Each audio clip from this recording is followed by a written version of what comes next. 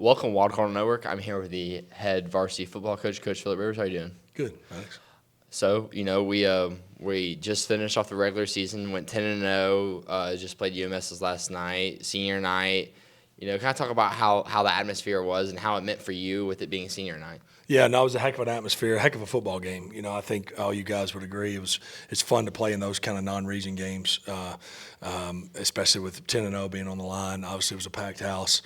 Senior night, all you guys, it goes fast. I've been telling you guys how fast it goes, so that was special. Probably added to the emotion a little bit, added to the emotions of the night. But it was a heck of a night. Obviously, a heck of a game. We had some uncharacteristic mistakes, right, with the turnovers and some things, but we hung in there and stayed poised, kept believing, and found a way at the end. And I think that game's going to serve us well as we get into the postseason. Yes, sir.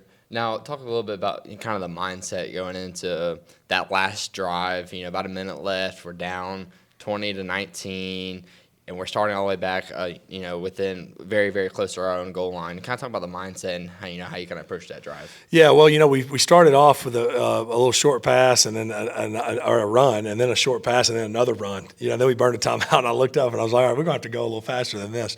But great poise by all you guys. Obviously, the guys up front protecting. Gunner was calm, even with all the mishaps that had happened throughout the game.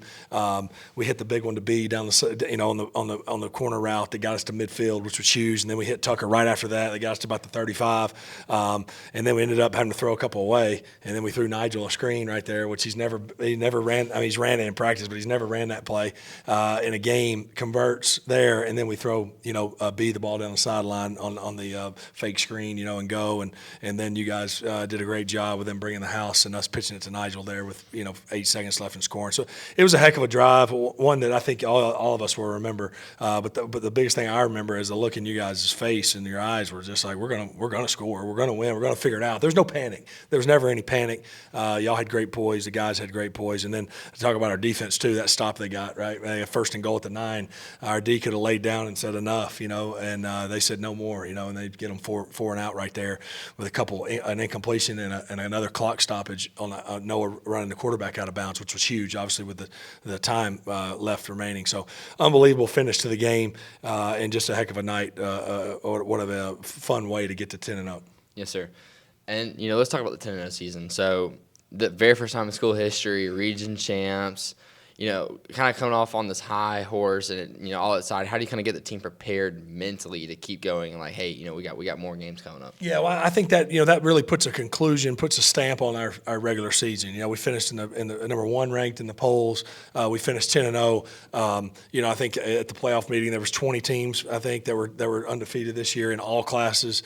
And there's 200 and however many playoff teams there. So that's just the playoff team. So there's another 200-something schools that, aren't even at the playoffs. So a rare feat. I know that there's some schools that have done it a lot, but it's not normal to go 10-0. And so I think we put a stamp on that, kind of close that book. And then, as you guys know, we've talked about it as a senior. Some of you guys are going to go on to play college football, but for a lot of guys, right, this is their pinnacle of playing football. And so, you talk about 20 more work days, on the practice field, 20 more days, put on a helmet and doing all those things. And so I think our guys all know it's win or go home, and you're only guaranteed this one, but hopefully with a chance to have 5.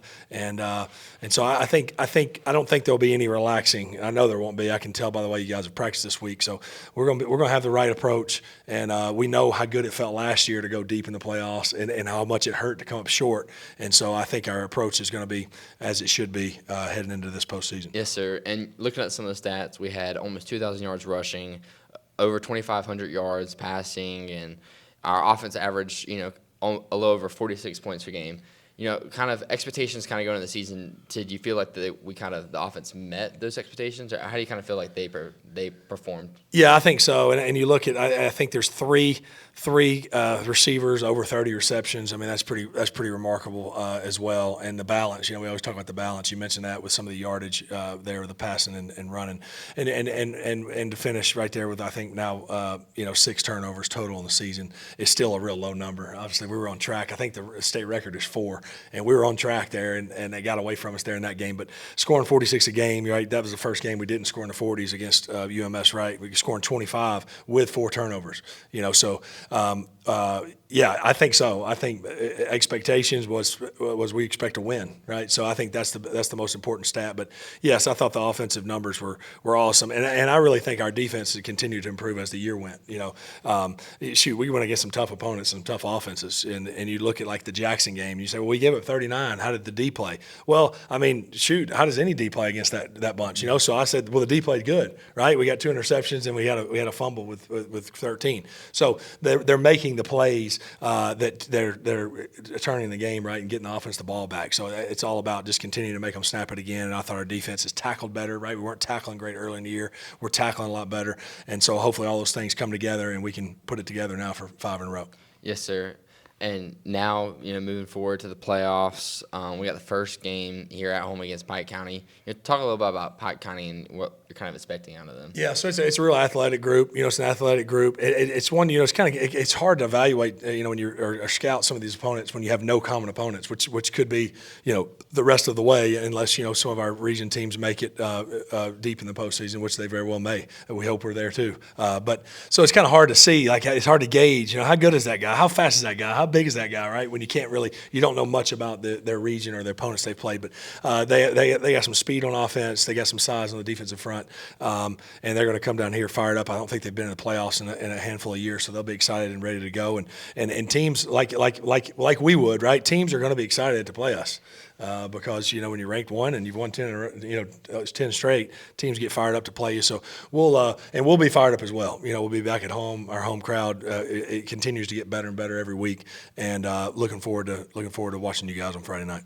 Yes, sir. And last question, in terms of the practice and everything, how do you kind of prepare your team for a playoff game? Is it any different than regular season, or? Yeah, no, it really isn't. I know you can attest to that, because if so, then we were cheating ourselves all year long, right? So we want to be able to do what we've done for 10 weeks, and just as we say, when the games get bigger, our world's got to get smaller, and just continue to stay focused on the details, the fundamentals, and we're not like, oh, now we're in the playoffs, all right, let's practice for real long. Like, well, why would we do that? Let's keep doing what we've done. It's worked. It's just now about making it efficient and fine tuning it, right? We're not going to all of a sudden you're not going to turn into a much different player, right, at this point of the year. But you can be playing at your best, right? That's what we talk about, being at our best. And so see if we can be at our best now for 5 in a row and be the champs at the end. But obviously you can't do that if you don't win this one, right? We're not guaranteed anymore, but this one on Friday, and looking forward to it. Yes, sir. Well, thank you so much, Coach.